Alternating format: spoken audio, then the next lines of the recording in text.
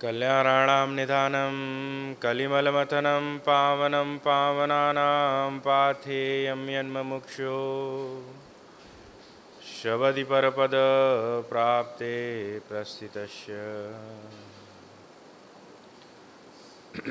विश्रामस्थानमेकं कविवरवचसां जीवनं सज्जनानां बीजं धर्मद्रुमस्य प्रभवतु भवतां भूते राम नाम। जो सुमिरत सिद्धि होई गणनायक करिबर बदन करहूँ अनुग्रह सोई बुद्धिराशि शुभ गुण सदन। अतुलित बलधामं स्वर्णशैलाभदेहं धनुजवन कृशानं ज्ञानिनामग्रगण्यम् सकलगुणनिधानं वारणानामधीशं रघुपतिवरदूतं वातजातं नमामि। जनकसुता जगजननी जानकी अतिशय प्रिय करुणा निधान की ताके जुगपद कमल मनावऊँ जासु कृपा निर्मल मति पावऊँ। पुनि मन बचन कर्म रघुनायक चरण कमल बंधौ सब लायक। राजीव नयन धने धनुषायक भगति विपति भंजन सुखदायक। बंधौ लक्ष्मण पद जल जाता शीतल सुभग भगत सुखदाता। रघुपति कीरति विमल पताका दंड समान भयो जस जाका। वसुदेवसुतं देवं कंस चारूणमर्दनं देवकी परमानन्दं कृष्णं वन्दे जगद्गुरुम्। गिरारथ जल बीच सम कहियत भिन्न न भिन्न वंदौ सीताराम पद जिनहि परम प्रिय खिन्न महावीर विनवौ हनुमाना। राम जासु जस आप बखाना प्रणवौ पवन कुमार खलबन पावक ज्ञान घन जासु हृदय आगार। बसहि राम सर चाप धर श्री गुरु चरण सरोज रज निज मन मुकुर सुधारि वर्णौ रघुवर विमल जस जोधायक फलचारि।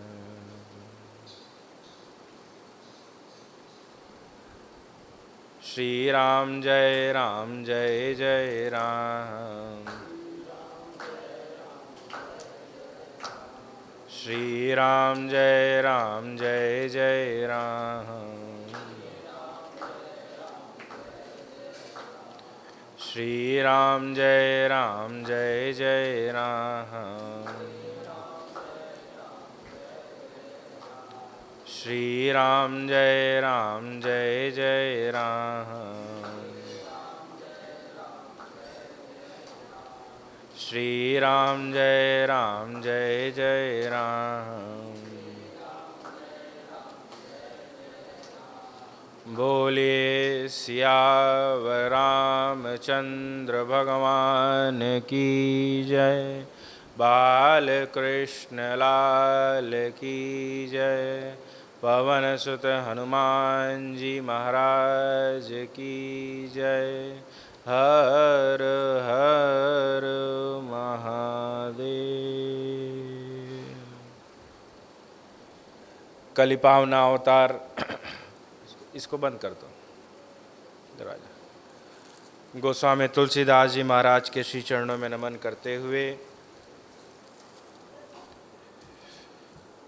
भगवत स्वरूप सुखदेव जी महाराज के श्री चरणों में नमन करते हुए विश्वजित्य संत साधु महात्मा ब्राह्मण देवता गण हैं सभी के श्री चरणों में नमन करते हुए अपनी माँ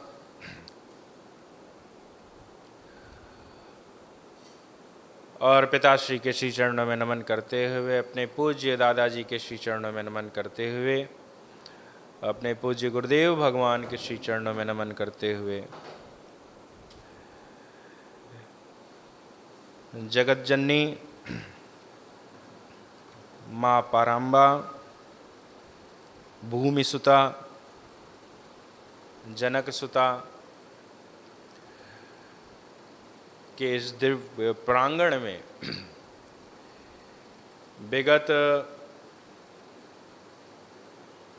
70 वर्षों से जो परंपरा चली आ रही है, श्री रामचरितमानस का अखंड जो परंपरा चली आ रही है, उसको ध्यान में रखते हुए 3 दिनों तक आपके बीच में श्री रामचरितमानस से कुछ सात्विक और तात्विक चर्चा हम करेंगे।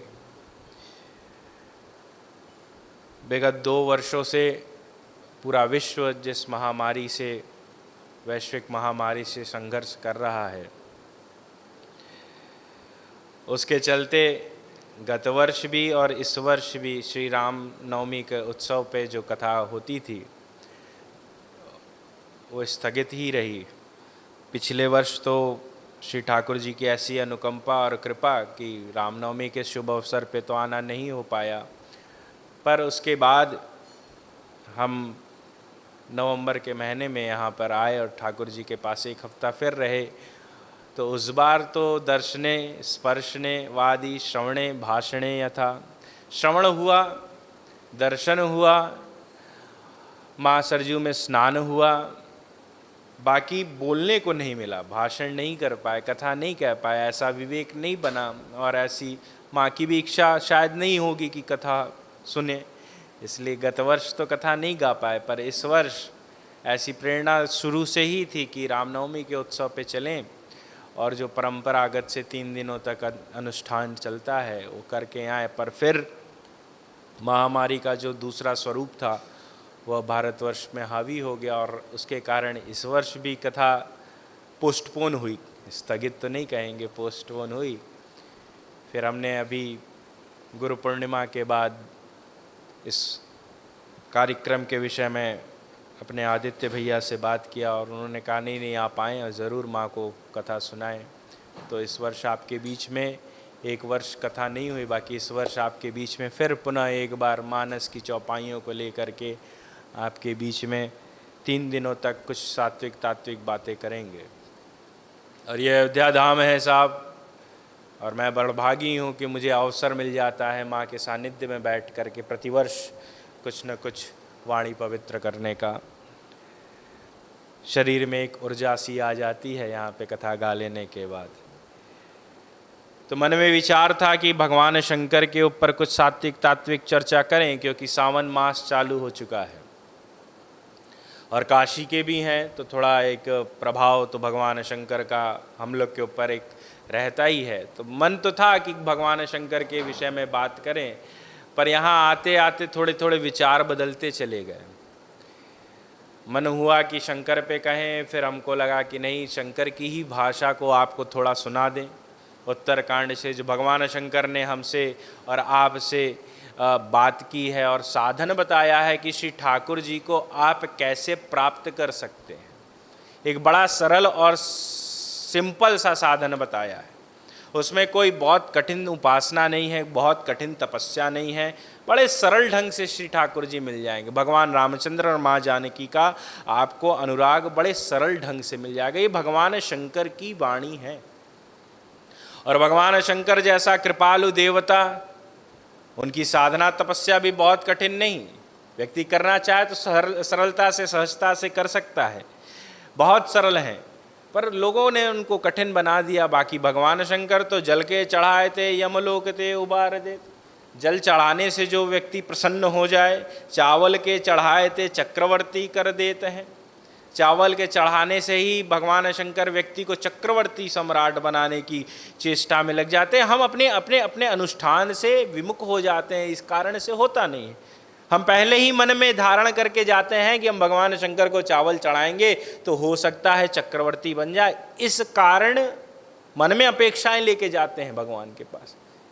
कबीरदास जी कहते हैं कि जब ठाकुर जी के पास जाओ, भगवान शंकर के पास जाओ, अथवा तो आप अपने गुरुदेव भगवान के पास भी जाओ ना, तो कुछ भी लेकर के नहीं जाना चाहिए, खाली हाथ जाना चाहिए।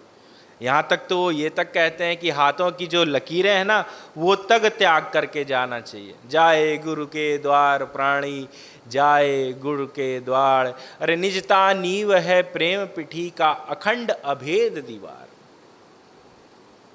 ऐसे जाना, रिक्त पाणी जाना चाहिए। तो भगवान किसी के भी पास जाएं तो अपेक्षाएं लेकर के जाएंगे तो हो सकता है वो कार्य अधूरा हो जाए या रह जाए। बाकी अपेक्षा नहीं होगी ना, तो आप उस कार्य के लिए जाएंगे तो हो सकता है वो कार्य पूर्ण हो जाए। तो चावल के चढ़ाए थे चक्रवर्ती कर देते, हर हर कहे थे हरत कलेशर सब। काशी में आए, उज्जैन जाए, यहाँ जहाँ भी भगवान शंकर की, अयोध्या में भी हमारे नागेश्वर नाथ के पास कल हम लोग आ रहे थे तो अद्भुत भीड़ थी। सावन माह के पहले सोमवार में अद्भुत, मुझे तो आनंद आ गया देख करके इस दृश्य को। लगा कि हम अयोध्या नहीं काशी में ही हैं। नागेश्वर नाथ के पास भी खूब लोग जुटे हुए थे। तो हर हर कहे थे हरत कलेश सब। लोग कहते हर हर महादेव। केवल एक बार हर कह दीजिए भगवान शंकर के सामने ना, तो आपका जितना भी क्लेश है भगवान शंकर सब हर लेते हैं। हर हर कहे थे हर हर कहे थे हरत कलेश सब, और गाल के बजाए थे निहाल करी देते हैं। भगवान शंकर के सामने जा कर के गाल बजा दीजिए तो भगवान शंकर आपको निहाल कर देते हैं। और गोस्वामी तुलसीदास जी महाराज गाल बजाने को अशुभ कहें, किसके मुख से करवा रहे हैं? अंगद जी के मुख से करवा रहे। किसके सामने कहवा रहे हैं? रावण के सामने कहवा रहे हैं। हमारे अंगद जी महाराज ने रावण से कहा है कि अरे रावण, तू गाल बजा रहा है, गाल बजाना शुभ नहीं माना गया है। अरे गाल बजावई तो ही न लाजा, तो गाल बजा रहा है, अनर्गल बात कर रहा है, गाल बजाने को अशुभ माना गया है। पर भगवान शंकर के सामने आप जाकर के केवल गाल बजा दीजिए, विरुद्ध धर्माश्रय। हमारे भगवान शंकर में सब विरुद्ध है। अग्नि और जल साथ में है, विष और अमृत साथ में है। ऐसा मालूम नहीं पड़ता है आपके, जहां जहां जहां जल होगा वहां अग्नि नहीं हो सकती, जहां विष होगा वहां अमृत नहीं हो सकता। पर यहां हमारे भगवान शंकर के साथ साथ सब कुछ उल्टा है, ये विरुद्ध धर्माश्रय है। इसीलिए थोड़े से में ही भगवान शंकर प्रसन्न हो जाते हैं। और सावन मास चल रहा है साहब, और उसमें भी मानस की कथा सुन लेना, रामचरितमानस का पाठ कर लेना, ये बड़ा भगवान शंकर को प्रसन्नता देने वाली वस्तु है साहब। अरे हमारे गोस्वामी तुलसीदास जी महाराज कहते हैं ना कि यशान केच विवादि भूधर सुता देवा पगा मस्तके। केवल वंदना ही तो किया है भगवान शंकर की। यशान केच विवादि भूधर सुता देवा पगा मस्तके, भाले बाल विदुर्गले च गरलम यस्यो रसी व्याल राट। सोयम भूति विभूषण सुरवर सर्वाधिप सर्वदा सर्व सर्वगत शिव शशिनिभ श्री शंकर पातु मां। थोड़े से में ही प्रसन्न हो जाते हैं।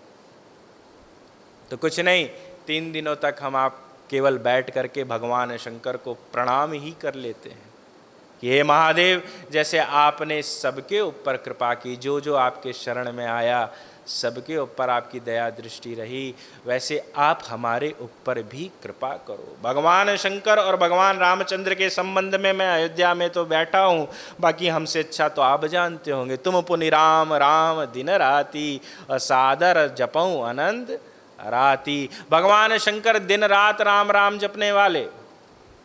और केवल भगवान शंकर और भगवान रामचंद्र के संबंध में गोस्वामी तुलसीदास जी ने बड़े विस्तार से रामचरितमानस में लिखा है।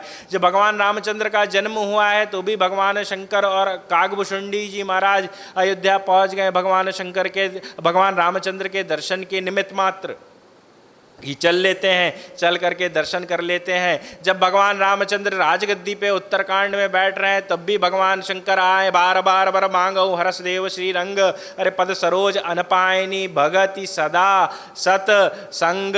हमारे भगवान शंकर जब जब और भगवान रामचंद्र को भी देखिए ना, तो जिस समय रावण से युद्ध करने के लिए तत्पर हुए हैं इधर, और जब पुल बनाना हुआ है तो हमारे भगवान रामचंद्र ने सबसे पहले शिव की आराधना की है।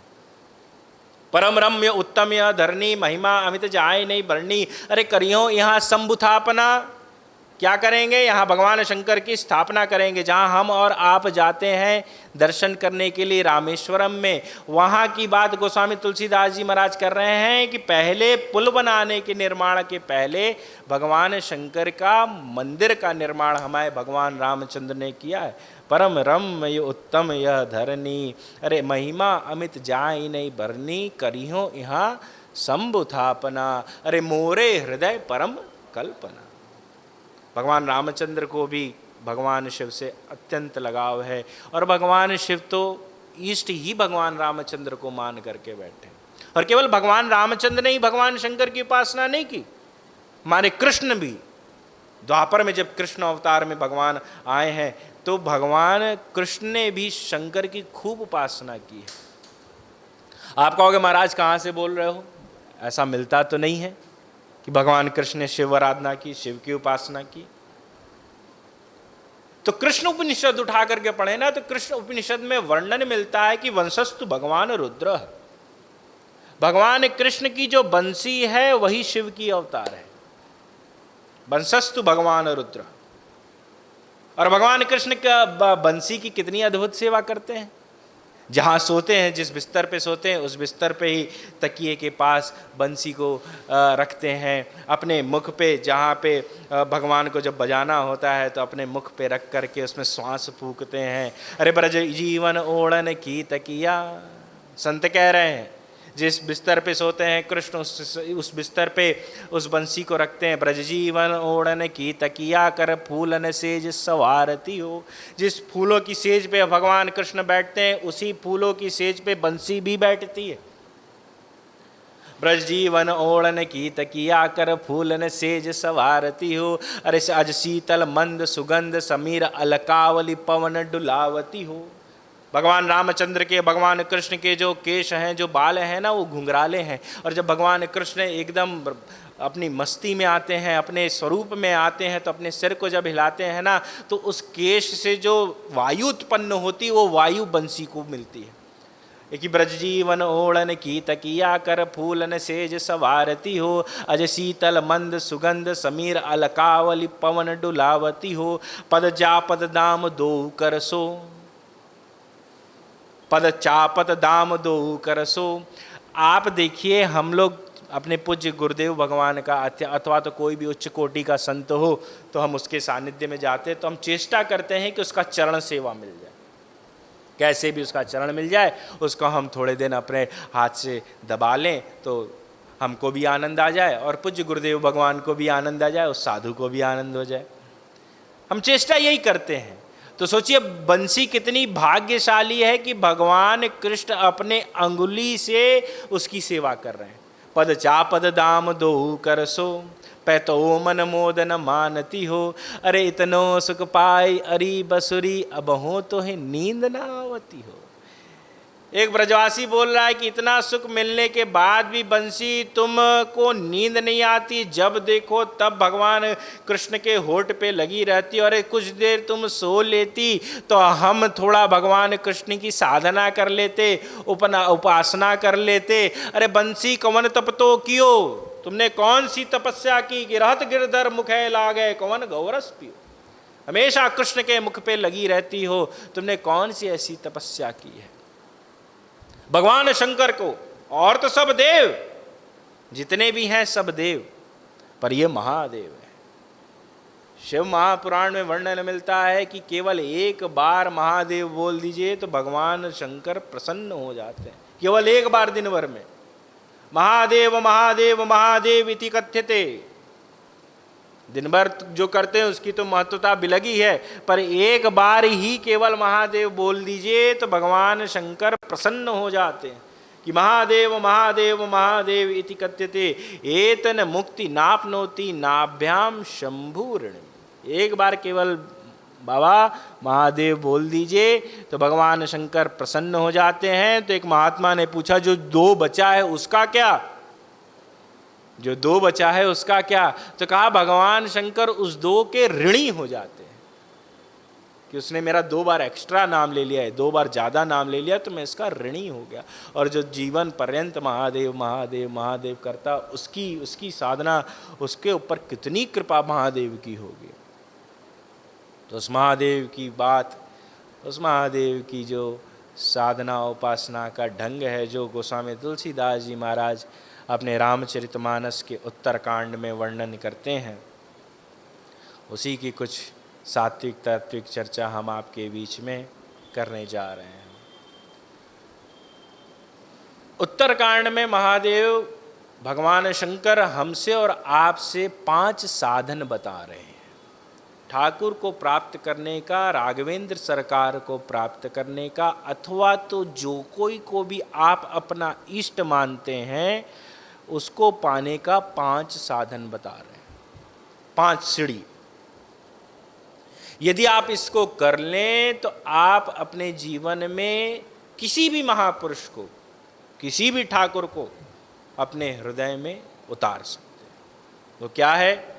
तो बिनु सतसंग न हरि कथा। सावधानी सुनिएगा, केवल 1-1.25 घंटे ही कथा होगी, और कहीं एक सूत्र छूटा तो फिर वो आपकी जिम्मेदारी।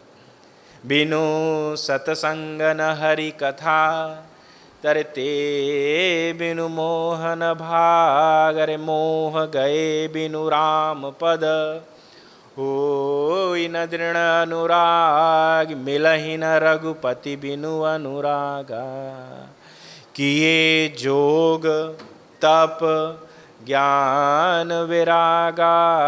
कितनी भी तपस्या कर लीजिए, कितना भी भजन कर लीजिए, कितना भी साधन कर लीजिए, महादेव भगवान शंकर कह रहे हैं, ये भगवान शंकर की बात है कि यह 5 चीज़ यदि आप में नहीं रहेगा ना, तो हो सकता है कि आप कितनी भी पूजा पाठ जब तब कर लें, बाकी ये 5 नहीं रहेगा तो भगवान को प्राप्त करना थोड़ा कठिन हो जाएगा।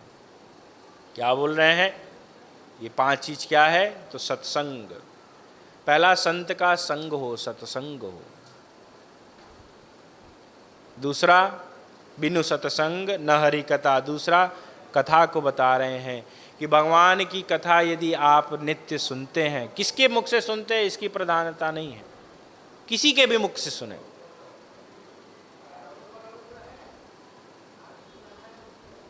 किसी के भी मुख से, कोई भी साधु हो, कोई भी कथावाचक हो, किसी के भी मुख से कथा सुनने की प्रधानता है। इस बात को समझिएगा। दूसरा कथा को की महिमा बताते हैं, बिनु सत्संग न हरि कथा, और ते बिनु मोह, ते बिनु मोह न भाग। मोह को समाप्त करिए। जब कथा सुनेंगे तो मोह समाप्त होगा, और जब मोह समाप्त होगा तो श्री ठाकुर जी के चरणों में आपकी प्रीति होगी, और वही तो सबको चाहिए, यही तो सबको चाहिए। और जब श्री ठाकुर जी के चरणों में प्रेम होगा तो साहब आपको सहज अनुराग प्रगटेगा, और जब अनुराग होगा तो भगवान आपके हृदय में आकर के निवास कर जाएंगे, आपको कुछ भी तनिक करने की ज़रूरत नहीं। तो इसीलिए 5 चीज़ बड़ा सरल है। इसमें से 5 पर ये नहीं है कि कोई प्रॉक्सी नहीं कि एक कर लिए दूसरा नहीं किए, दूसरा कर लिए तीसरा नहीं किए। आपको एक के बाद एक सब करना है।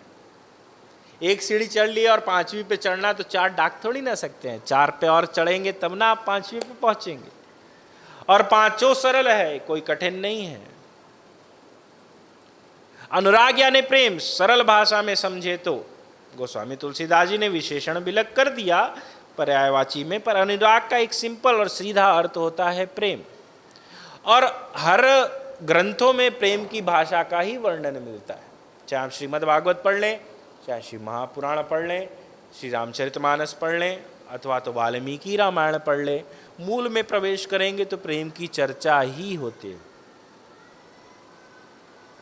यदि आप सावधानी से देखें तो गोस्वामी तुलसीदास जी महाराज ने तो जगह जगह पर प्रेम की परिभाषा का वर्णन भी किया है कि राम ही केवल प्रेम पियारा। अरे हरि व्यापक सर्वत्र समाना, प्रेम ते प्रगट हो ही मैं जाना। प्रबल प्रेम के प्याले पढ़ के प्रभु को नियम बदलते देखा है। मूल में प्रेम ही है। गज ने भी जो पुकार किया है ना, केवल पुष्प दिखाई के टेढ़ लियो गजराज। गजराज ने जब बुलाया है तब भगवान दौड़े खींचे चले आए हैं। वो प्रेम बस ही खींचे चले आए हैं। प्रहलाद की पुकार भी प्रेम से युक्त थी, लिपटी हुई थी।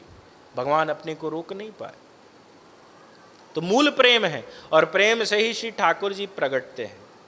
हमारे अंदर प्रेम है पर विशुद्ध है, शुद्ध नहीं है। अशुद्ध है, विशुद्ध नहीं, अशुद्ध है, शुद्ध नहीं है। हम द्वेष कर लेते हैं, हम क्रोध कर लेते हैं।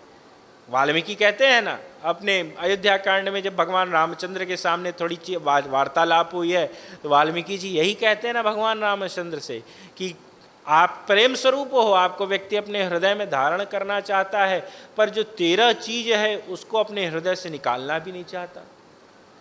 कामयुक्त है व्यक्ति, काम निकलता नहीं। कामनाएं तो साहब मरते दम तक नहीं जाती, एक के बाद एक कामनाएं बढ़ती जाती। कामयुक्त है। क्रोध, थोड़ी सी कोई गड़बड़ी हो जाए, आप किसी आयोजन में हो, उस आयोजक से कुछ भूल हो जाए तो वक्ता को क्रोध आता है। आप घर में जाते हो, यदि आपकी पत्नी धीरे से आपको भोजन देर से थोड़ा परोस दे तो आपको क्रोध आ जाता है, क्षणिक क्रोध आता है।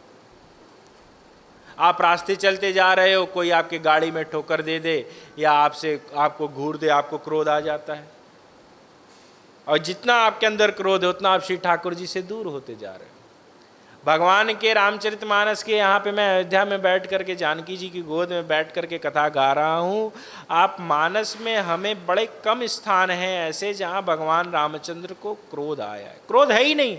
वनवास मिल गया, कैकेयी माँ ने वनवास मांग लिया, भगवान को क्रोध नहीं आया।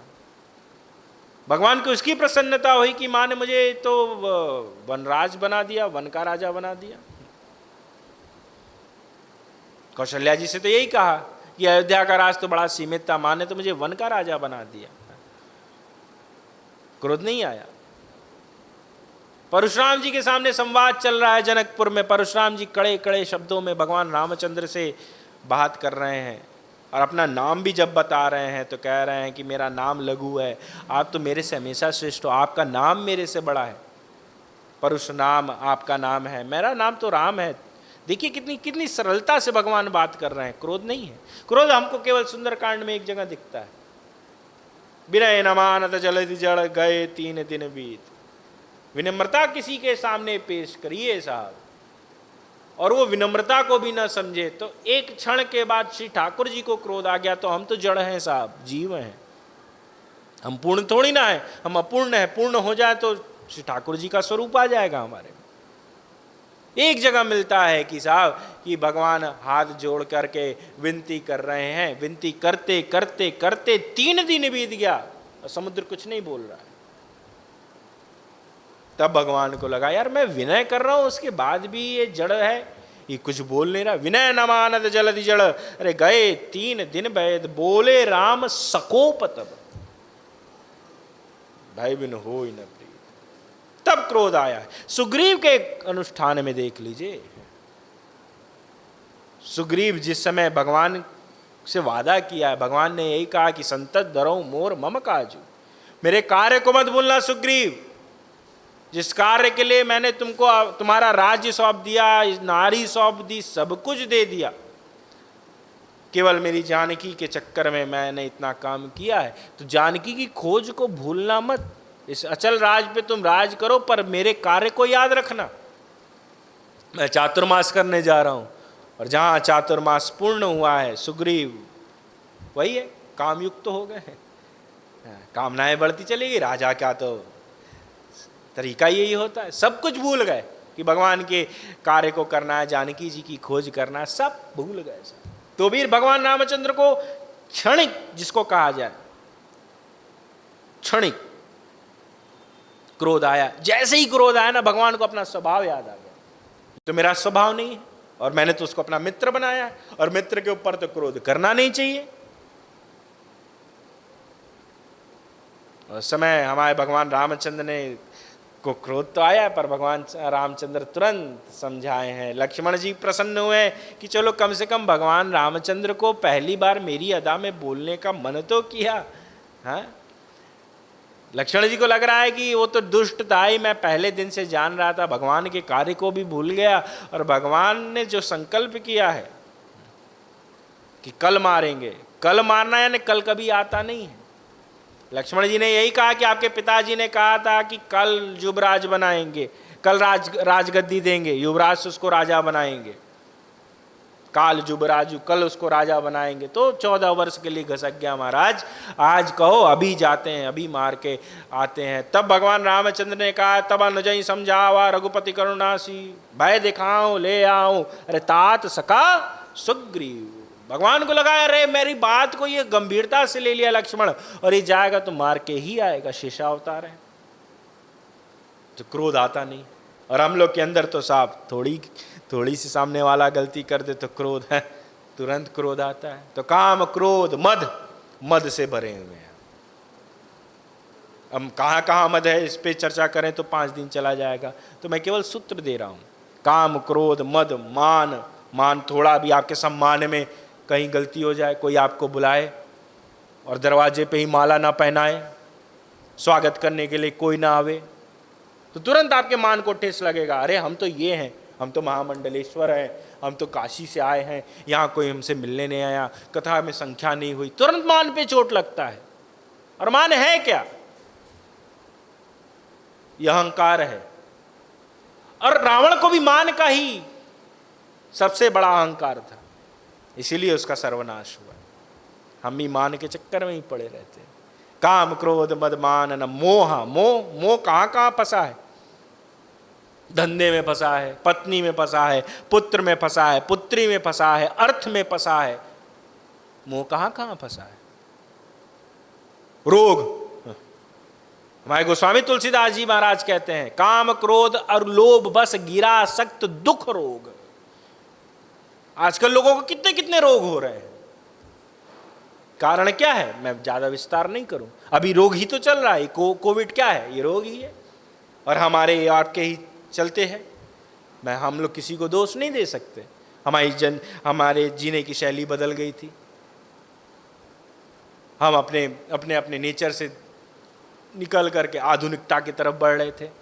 कोरोना आया तो सब प्राणायाम करना चालू कर दी, सुबेरे सुबेरे नाक से फूंकना चालू कर दी, पेड़ लगाना चालू कर दी। अभी पेड़ कटता था, अब पेड़ लगने लगा। साहब कम से कम आया तो हमको जागरूक तो किया। काम क्रोध और लोभ बस, लोभी कितना है? कौड़ी लागी लोभ बस करे विप्र गुरुगात। व्यक्ति बड़ा लोभी है, भले प्रकट ना करे पर हर जगह उसको लोभ रहता है। हम प्रवचन सुनते क्यों हैं? ध्येय क्या है? ये रामचरितमानस की प्रवचनमाला में आप बैठे क्यों हैं? जितने भी हैं आप संख्या में, क्यों सुन रहे हैं? कहेंगे पुण्य का उदय हो गया, पुण्य सुधरेगा, कुछ पुण्य कर लेंगे, जाएंगे तो पर जवाबदेही। ठीक है, जवाबदेही है, पर ये ग्रंथों में हमारे मनीषी, हमारे गुरुदेव लोग, गोस्वामी तुलसीदास हुए, व्यास जी महाराज हुए, इतने बड़े बड़े महर्षि हुए, वो लोग अपने ग्रंथों को लिख करके हमको और आपको दे करके क्यों दिए? क्यों छोड़ के चले गए? इसलिए कि हे मनुष्यों, इसको पढ़ के थोड़े अपने अंदर परिवर्तन लाओ, थोड़े चरित्र को सुधारो। व्यक्ति लोभी है, कहीं भी यदि देखे तो अपने अंदर लोभ भले प्रकट ना करे पर अंदर ही अंदर हर प्रत्येक व्यक्ति, हमारे प्रातः स्मरणीय पूज्यपाद राम सुखदास जी महाराज कहा करते थे कि प्रत्येक व्यक्ति अपने आप को बहुत अच्छे से समझता है, समझते हुए भी गलती करता है। हर व्यक्ति अपने अंदर क्या अच्छाई है क्या बुराई है बहुत अच्छे से समझता है, पर समझते हुए भी मूर्खता करता है। काम क्रोध और लोभ बस गिरा सख्त दुख रोग। वाल्मीकि जी कह रहे हैं काम क्रोध मद मोह माया, जो ये सब छोड़ 13 चीज गिना है, तिनके हृदय बसऊं रघुराया। ये जो 13 चीज है ना, जिसके हृदय में न हो राघवेंद्र, ये आप जा कर के उसके हृदय में निवास करो। तो 13 तो बहुत कठिन है साहब, बहुत कठिन है। और आप चाहो तो 13 निकाल भी सकते हो, ऐसा नहीं है कि नहीं हुआ। इसी युग में हमारे गोस्वामी तुलसीदास जी हुए, विवेकानंद जी महाराज हुए। ये भारत तो संतों की भूमि है ही, चाहे तो निकाल सकते हैं, निकाल सकते हैं, पर हम चाहते ही नहीं। हम चाहें तो उसको एकदम अपने हृदय से निकाल सकते हैं। तो मोह को समाप्त करिए। बिनु सतसंग न हरि कथा, ते बिनु मोह न भाग। और मोह गए, जो मोह जाएगा तब आपका श्री ठाकुर जी के चरण में निष्ठा बढ़ेगी। अहिल्या ने यही ना वरदान मांगा है, सावधानी से आप देखें तो भगवान रामचंद्र से यही ना वरदान मांगा है कि अब आपके चरण में मैं भंवरे की तरह, जैसे भंवरा होता है ना रात्रि उपरांत प्रवेश करता है कमल के फूल में, भाव सुनिएगा आपको आनंद आएगा। रात्रि उपरांत भंवरा प्रवेश करता है। हमारे और आप में दिक्कत क्या है कि हम सोचते हैं कि हम करेंगे, कर लेंगे, उसी में हम फंस जाते हैं। रात्रि उपरांत भंवरा प्रवेश करता है, रात्रि उपरांत फूल में प्रवेश करने की जरूरत नहीं। जो फूल बंद होते हैं, जो फूल बंद हो जाएं, उसमें रात्रि उपरांत प्रवेश करने की क्या जरूरत है। आप सुबेरे आओ, सुबेरे उससे जितना रस लेना है लो, निकलो, उड़ जाओ। पर कुछ भंवरे जो अत्यंत समझदार होते हैं वो रात्रि उपरांत उसमें प्रवेश करते हैं और उनको लगता है कि सुबह होगा तो हम निकल जाएंगे, सुबह होगा तो हम निकल जाएंगे। और जब ये मन में कल्पना होती कि सुबह होगा तब हम निकल जाएंगे, तब तक रात्रि में एक जंगली मदमस्त हाथी आता है और वो जो कमल का फूल का पराग रहता है उसको जड़ से खींचता है और अपने चरणों से कचर के और आगे बढ़ जाता है। भंवरा भी समाप्त हो जाता है। अब सुबेरे आएगा इस कल्पना में रहता है, उस कल्पना में भंवरा भी समाप्त हो जाता है। भक्त वो अच्छा है कि मन में कल्पना हुई कि चलना है, चल करके अयोध्या दर्शन करना है, कथा कहनी है, कथा सुननी है करके, और वो वापस चला है। इस ध्येय से वहाँ बैठा रहे कि नहीं अब हम जाएंगे, जा करके कथा कहेंगे अथवा तो कथा सुनेंगे, फिर हनुमानगढ़ी जाएंगे। अरे हमारे प्रातस्मरणीय पूज्यपाद दादा गुरुदेव मानस रत्न डॉक्टर श्रीनाथ जी मिश्र कहा करते थे कि कार्य करने से होता है, सोचने से नहीं होता। हम सोचते रहे तो सोचते रह जाएंगे, सोचते रह जाएंगे। वही माँ अहिल्या कह रही भगवान रामचंद्र से कि अब आपके चरण में मैं भंवरा रूप में आ गई हूं और आपके चरण में कमल है। माँ जानकी के और भगवान रामचंद्र के चरण में कमल चिन्ह है और आप सावधानी से जो 48 चिन्ह है भगवान रामचंद्र के चरण में उस पर गौर करें तो बाएं चरण में चंद्रमा है और दाहिने में सूर्य है। तो भगवान से अहिल्या कह रही कि प्रभु हमको आप अपने बाएं चरण में ले लो और आपके बाएं चरण में जो चंद्रमा है, चंद्रमा को देख करके कमल का जो फूल है वो बंद हो जाएगा और उस चरण में हम फंस जाएंगी। और जब हम फंस जाएंगी ना तो हम चाहती हैं कि आपके चरण में जन्म जन्मांतर तक हम फंसी रहें और निकले ना। यदि वरदान ये देना है तो ये दो। इसीलिए हमारे गोस्वामी तुलसीदास जी महाराज ने अहिल्या को बड़भागी कहा है। अहिल्या जैसा भाग्य किसी का नहीं है। गौतम नारी शाप बस उपल दे दरिदीर, अरे चरण कमल रज चाहती कृपा करो रघुवीर। आप नरेश चाचा उठा करके वाल्मीकि पढ़िए तो भगवान रामचंद्र ने, वाल्मीकि रामायण में वर्णन मिलता है कि भगवान रामचंद्र ने अहिल्या के ऊपर चरण नहीं रखा, स्पर्श किया है हाथ से, क्योंकि ब्राह्मण की स्त्री हैं। अभी सदानंद जी से मिलेंगे आगे जाकर के। सदानंद जी की मां है अहिल्या, इसलिए उनको लगा है। हमारे गोस्वामी तुलसीदास जी महाराज तो मर्यादा में लिख रहे हैं और वाल्मीकि जी ने तो स्पष्ट उसमें, और आनंद रामायण उठा करके पढ़िए तो आनंद रामायण में मिलता है कि भगवान ने जो चरण उठाया है ना रज गिरी है और रज गिरते ही अहिल्या अपने रूप में आ गई।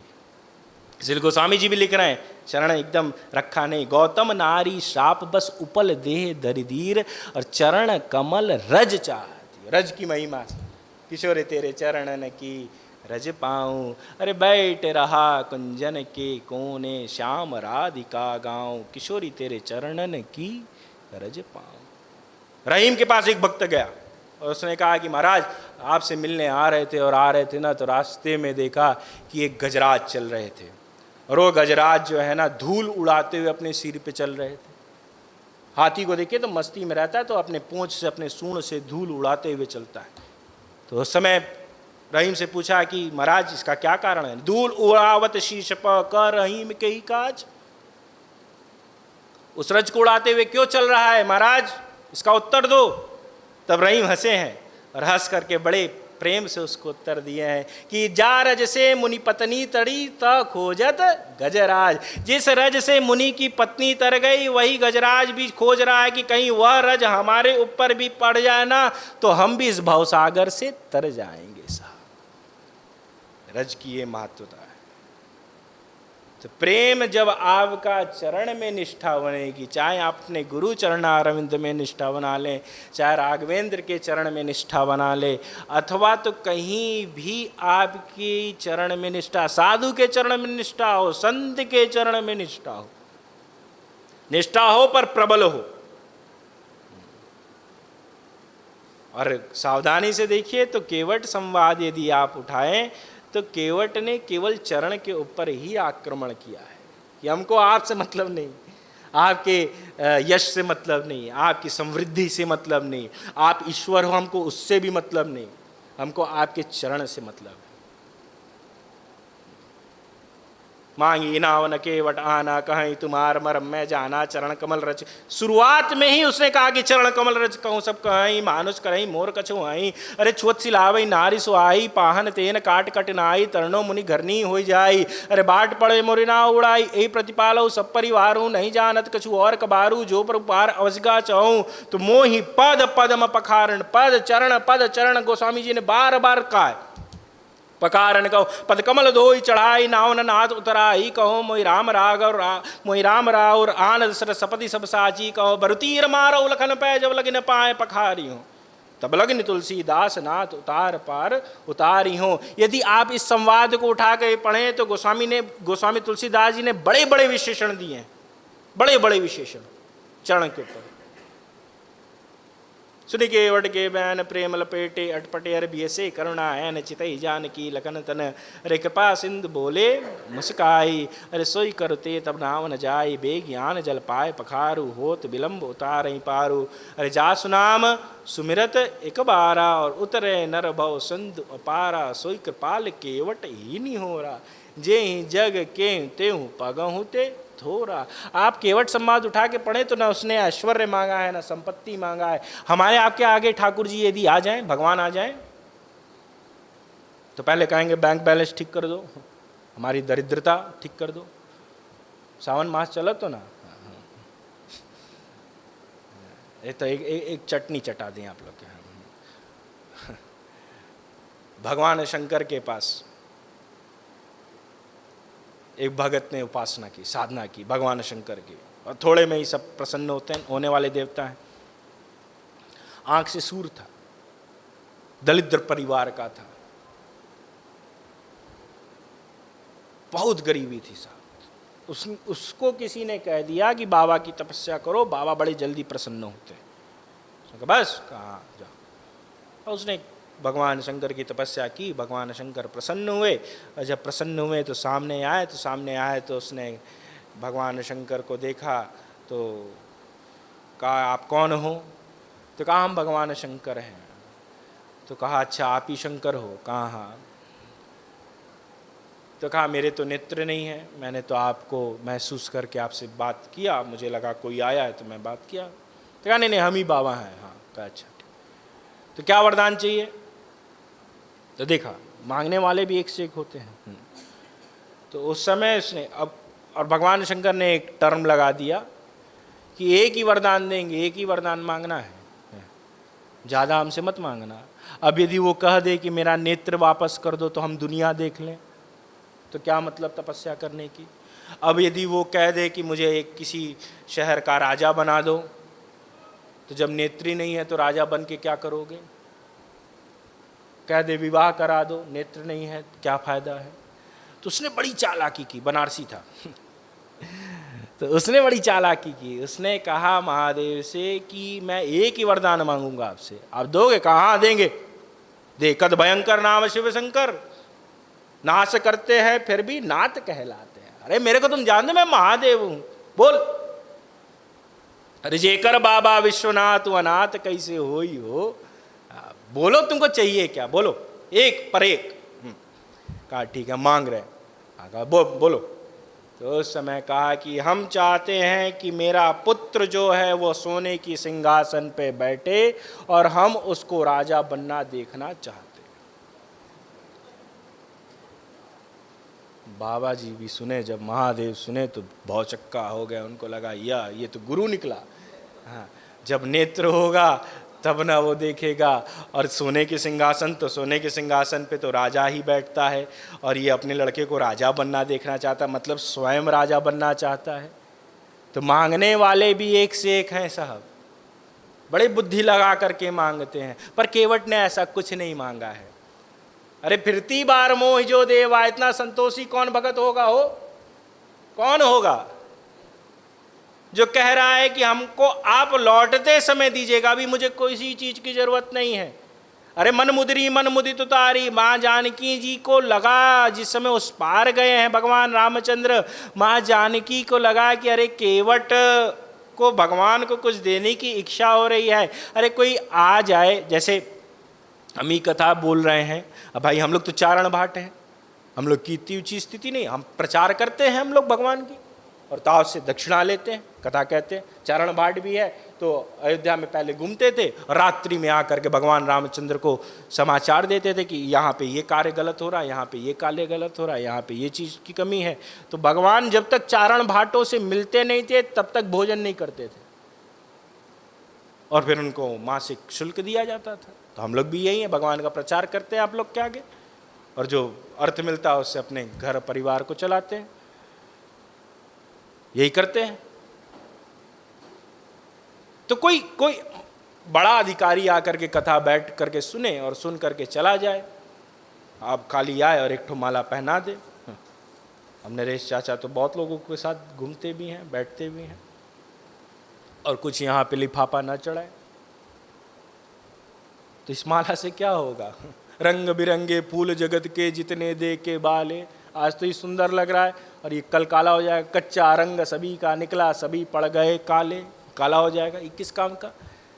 और कुछ अर्थ न चढ़ाए। भगवान शंकर भी गए हैं, जब एक बार त्रेता जुग माई शंभु गए, कुंभज ऋषि पाई संग सती जग जननी भवानी, अरे पूजे ऋषि अखिलेश्वर जानी, राम कथा मुनि बरज बकानी, सुनी महेश परम सुखमानी, ऋषि पूछी हरि भक्ति सुहाई। जिस समय भगवान शंकर चलने लगे हैं उस समय कहा है कि दक्षिणा। अगस्त जी ने कहा मरी दक्षिणा कहाँ गई? तो कहा क्या दक्षिणा चाहिए, बोल क्या चाहिए, दे दें, जो बोलेगा वो दे देंगे। कुबेर ने बड़ी मेहनत से माँ पार्वती को देखा कि बर के पेड़ के नीचे बैठी रहती हैं, कभी गणेश परेशान कर रहे हैं, कभी कार्तिकेय परेशान कर रहे थे। कुबेर को बड़ा दया आया, कहा कि ये तो हिमाचल नगरी की पुत्री और आ करके यहाँ एक बरगद के पेड़ के बाबा को, क्या बाबा तो अघोरी है, बैठा रहता है, राम राम करता रहता है, भीख मांगी भाव खानी, भीख मांग मांग के खा भी लेता है, उसको क्या है। पर यहाँ माँ परेशान हो रही है, तो इसके लिए एक महल बनवा दे, उस महल में रहेगी चकाचक, कोई दिक्कत नहीं होगी। उस समय कहा माँ कहो तो एक महल बनवा दें। तो कहा नहीं, तुम शंकर जी से पूछ लो, महादेव से पूछ लो, यदि वो महल में रहने को तैयार हो तो बना दो। तो भगवान शंकर के पास गए तो भगवान शंकर ने कहा यदि पार्वती को राजी है तो फिर बनाओ। तो माँ पार्वती राजी थी, तो कुबेर ने एक महल बनवाया।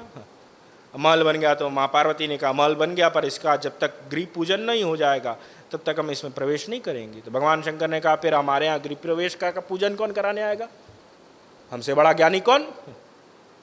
तुम त्रिभुवन गुरु वेद बखाना, त्रिभुवन का जितना ज्ञान है वो मेरे सिर में विराजमान, मेरे आगे कौन आएगा? तो कहा है ना आपका चेला रावण, वो आएगा, वो पूजन कराए। कहाँ, ये टिक गई, रावण आएगा। रावण आया है, आ करके पूजन कराया। जब पूजन कराया तो महादेव ने कहा क्या दक्षिणा चाहिए रे, क्या दक्षिणा चाहिए? तो उस समय कहा कि दक्षिणा क्या दोगे महादेव, आपके पास है क्या? कहा देख सोने का महल है। तो कह रहा हमारे पास क्या नहीं है, बोल क्या चाहिए? तो कहा जब सोने का महल है तो यही दे दो। भगवान ने कहा यही चाहिए? कहा यही चाहिए।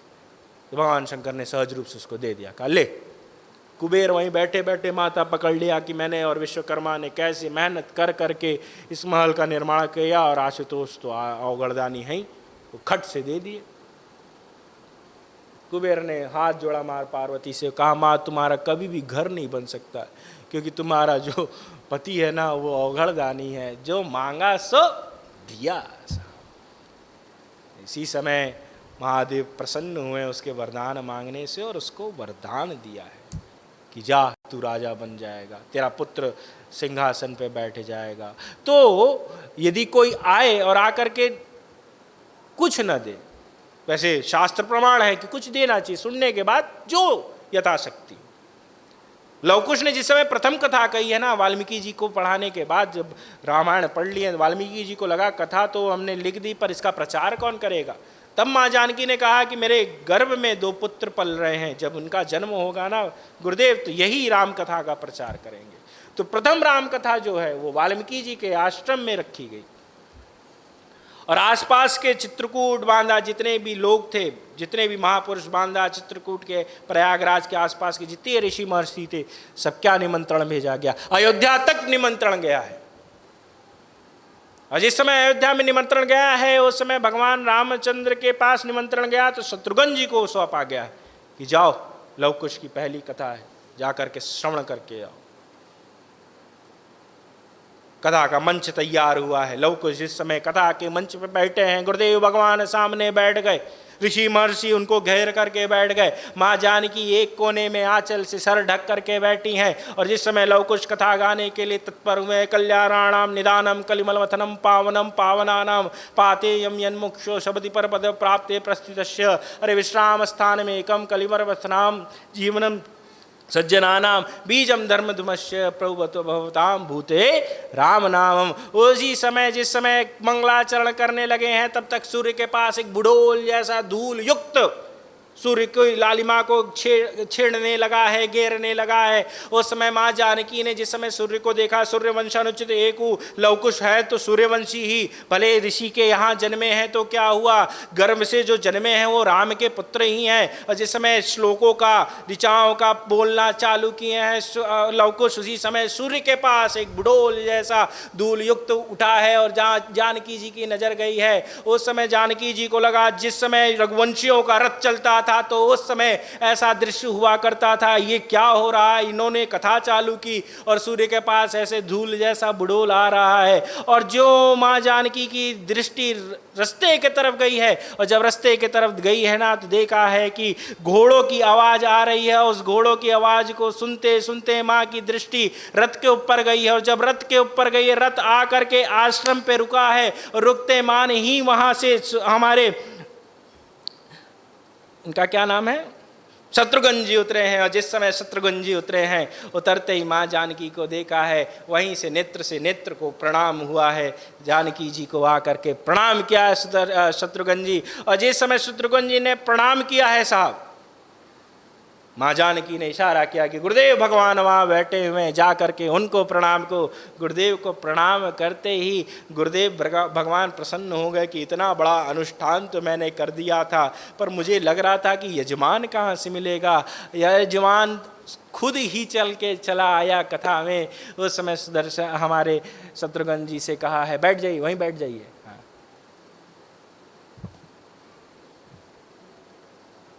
बैठ जाइए बैठ जाइए।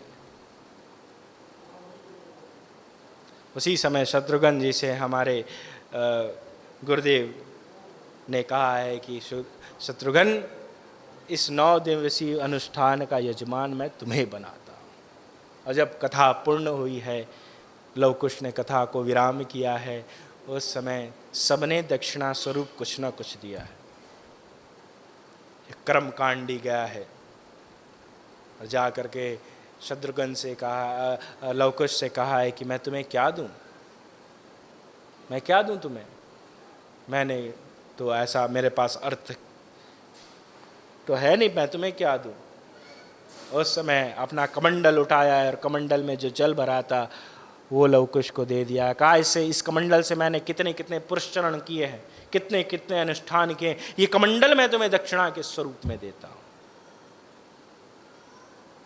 एक बाल ब्रह्मचारी गया है, जा करके अपने यज्ञोपवीत को दक्षिणा में दिया है कि इस यज्ञोपवीत के बल पे मैंने अपने अपने अपने ब्रह्मचर्य को बचाया है, ये मैं तुम्हें दक्षिणा में देता हूं। भगवान वाल्मीकि उठे, गुरुदेव वाल्मीकि, भगवान वाल्मीकि गए हैं और जाकर के ग्रंथ वाल्मीकि रामायण दक्षिणा के स्वरूप में दिए। मैं तुम्हें ग्रंथ दक्षिणा के स्वरूप में देता हूं। सबने कुछ न कुछ दिया है। और माँ जानकी एक आड़ में बैठ करके सिर ढाक करके बैठी थी। उस समय लवकुश को लगा कि माँ ने कुछ नहीं दिया।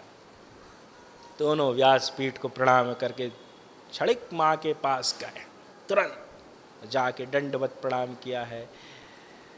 लवकुश को देख करके आंखों से अश्रुपात होने लगा है माँ का। माँ ने कहा, मैं पतिता हूँ, निकाली गई हूँ, मेरे पास कुछ भी नहीं है देने को, मैं तुम्हें क्या दूँ। लवकुश भी रोने लगे हैं। तब माँ को लगा कि नहीं, बालक का धैर्य बढ़ाना चाहिए, धैर्य गिराना नहीं चाहिए। तो कहा, मेरे पास दक्षिणा देने के लिए बस ये है कि मैं तुम्हें अपने आंचल का प्यार देती हूँ दक्षिणा स्वरूप, तो कुछ न कुछ देना चाहिए, जो भी हो। जरूरी नहीं है कि आप अर्थ ही दो। हाँ। तो भगवान को यही लगा कि मैंने इसकी नौका पे बैठ गया, कोई प्रधानमंत्री आकर के केवट की नौका पे बैठ के घूम जाए और केवट को कुछ ना दे, तो क्या उससे उसकी जीविका चलेगी? तो उसी गरीबी में रहेगा। और यदि उसको प्रधानमंत्री का केवल यही घूम घूम गएगा कि नहीं, प्रधानमंत्री मेरे नौका पे बैठे थे, उसके बाद क्या? उसकी गरीबी तो जस की तस है। तो भगवान को ये लग रहा है कि यदि क्या मैं इसकी नौका पे बैठ गया तो क्या इसका जीवन पर्यंत की दरिद्रता और दुख समाप्त तो हो जाएगा? नहीं, इसको कुछ देना चाहिए। पर तापस वेश विशेष उदासी, 14 वर्ष राम वनवासी, हाथ में कुछ देने को है नहीं।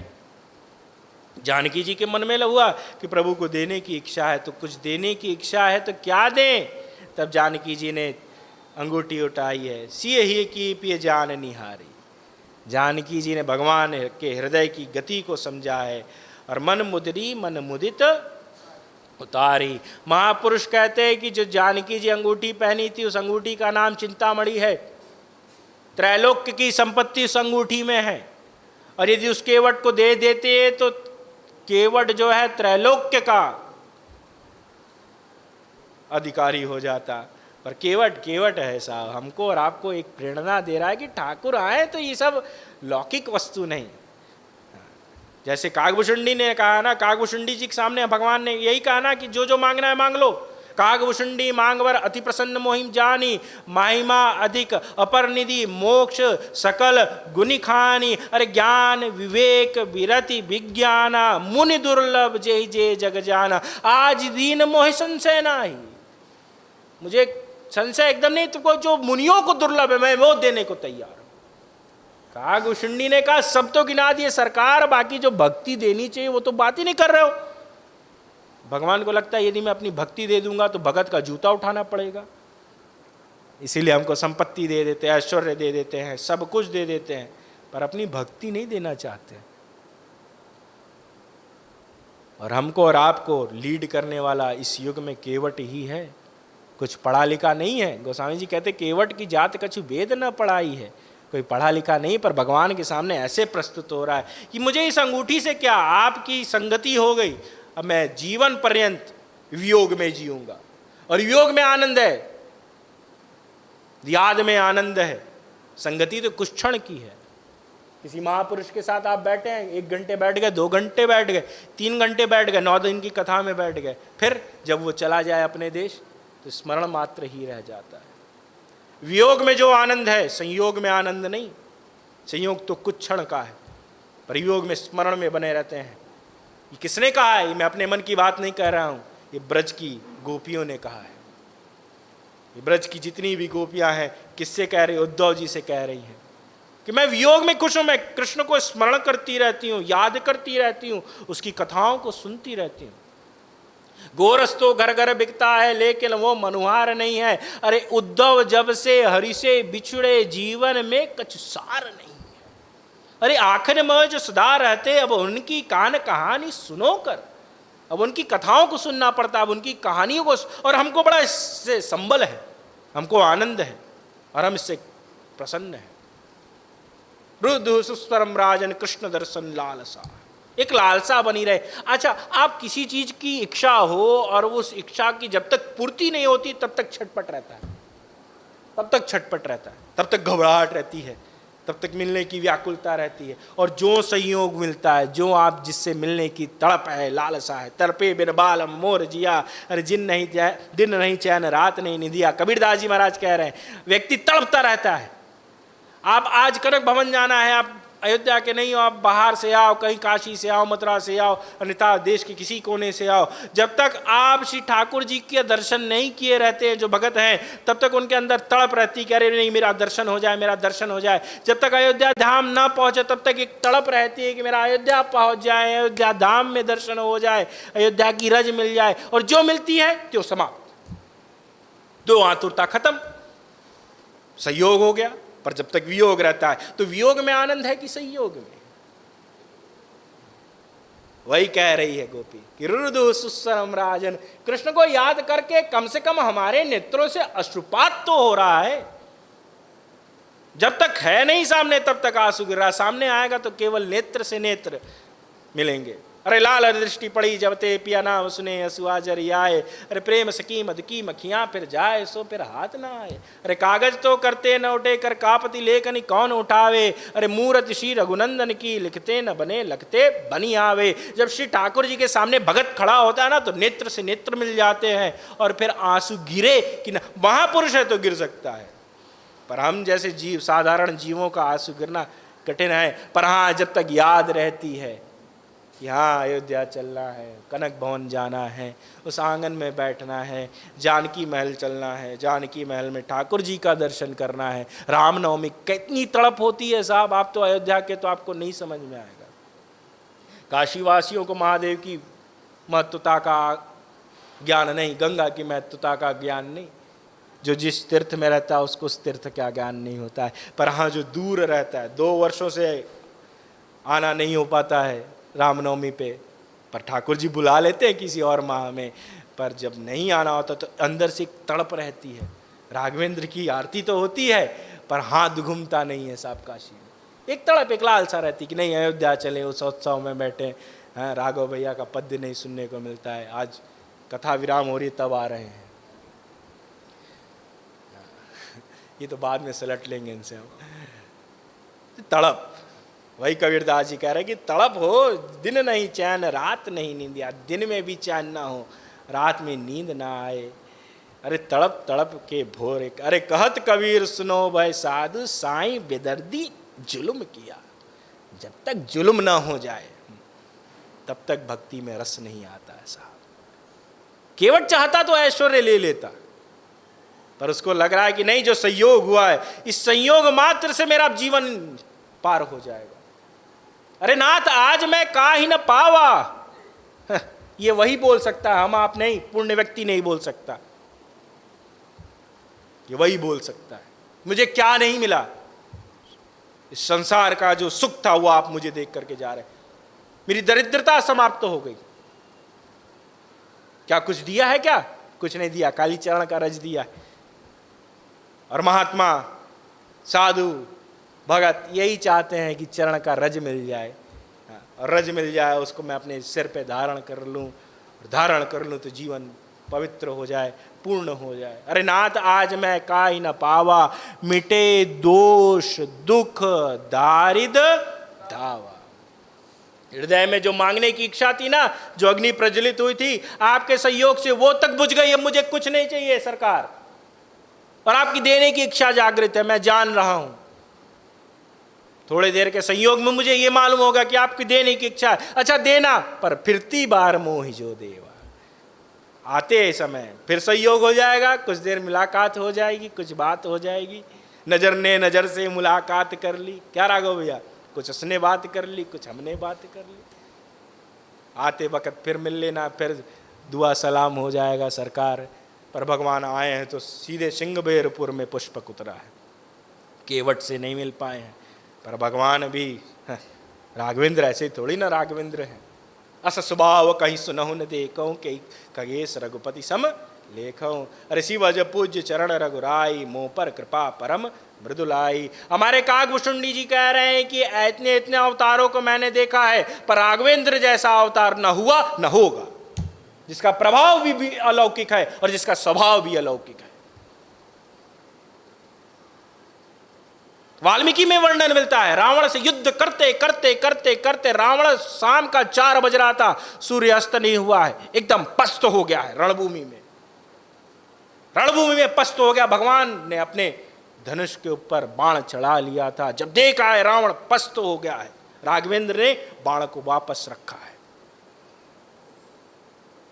गए हैं रावण के पास और जाकर के कहा, दशानन, तो रोए खड़े हो जाते हैं साहब।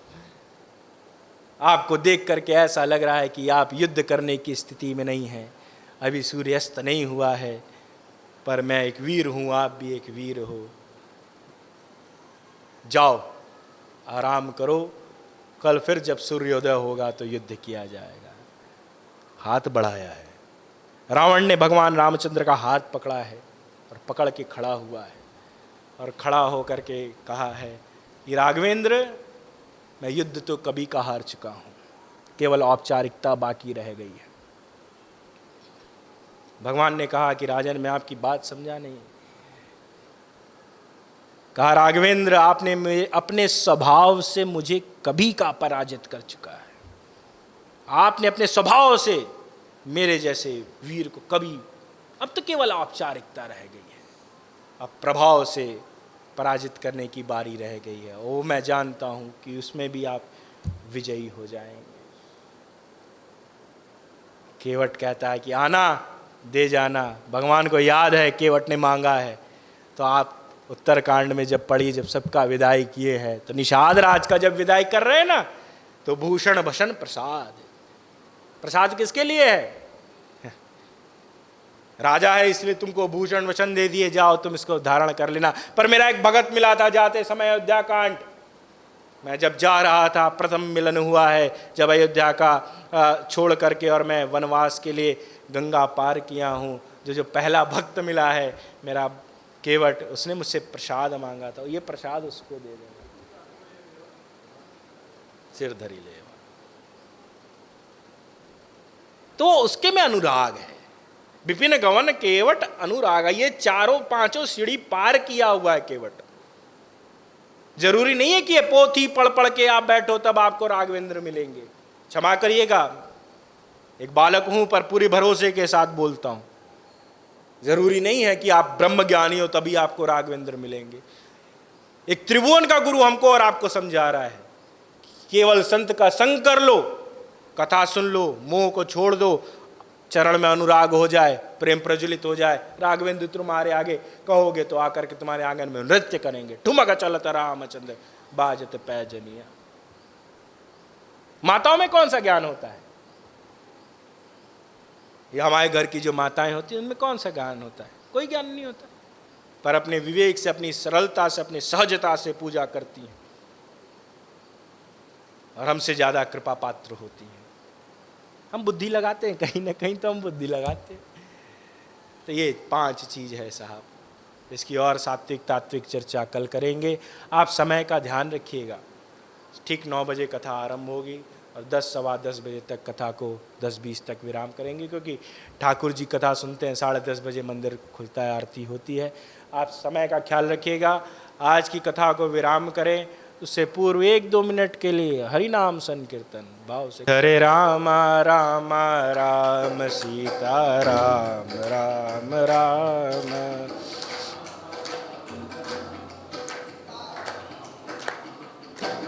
हे हरे राम राम राम सीता राम राम राम।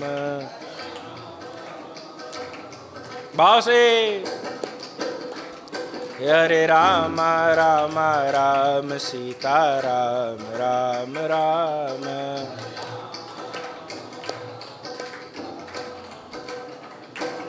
हे हरे राम राम राम सीता राम राम राम।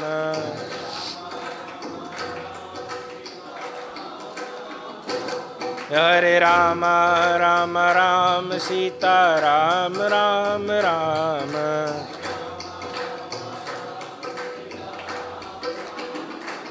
हे हरे राम राम राम सीता राम राम राम।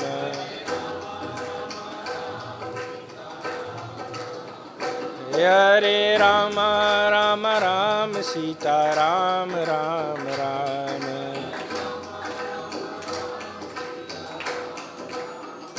हरे राम राम राम सीता राम राम राम।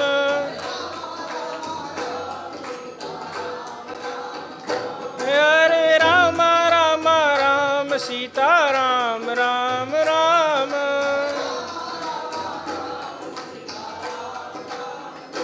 हरे राम राम राम सीता राम राम राम।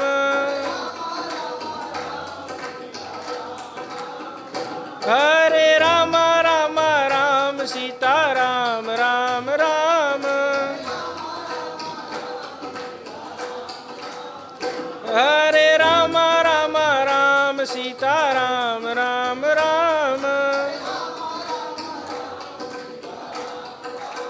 बोलिए सियावर रामचंद्र भगवान की, बाल कृष्ण लाल की जय। पवन सुत हनुमान जी महाराज की जय। हर हर